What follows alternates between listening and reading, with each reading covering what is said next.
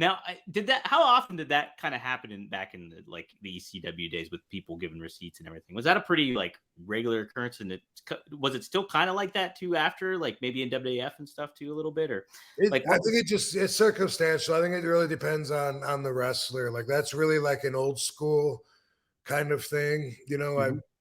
I'm always saying when I got trained, the number one rule was protect the business at all times.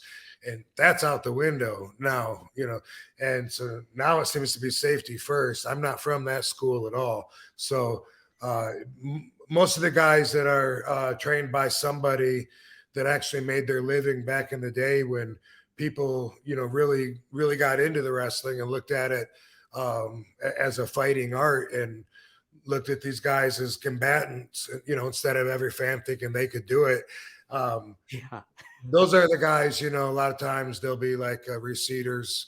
Mhm. Like you're not gonna forearm Bob Holly in the face without him hitting you back hard. You Right. know what I mean?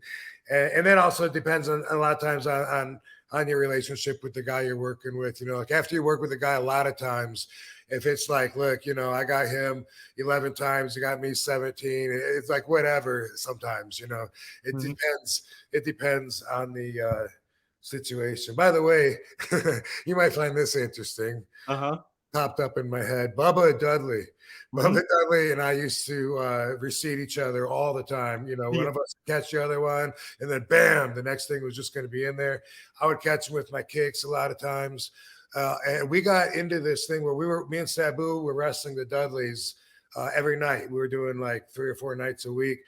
And every single night between me and Bubba, one of us would catch the other, and then the receipt would come, bam, and it would turn into a slugfest every single night.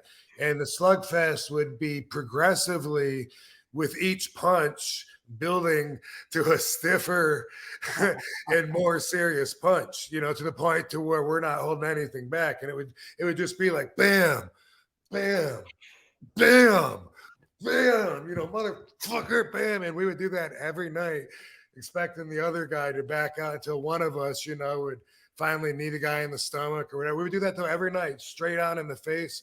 And we built a relationship through doing that. You know what I mean? We were so competitive.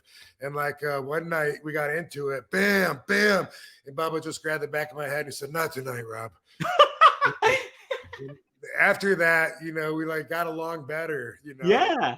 breaking through. Yeah. So That's pretty great because I was going to ask you. I was like, well, geez, did that build tension with you guys? But it's like more of a yeah. bonding experience in a roundabout way. Yeah. Yeah. That's fantastic.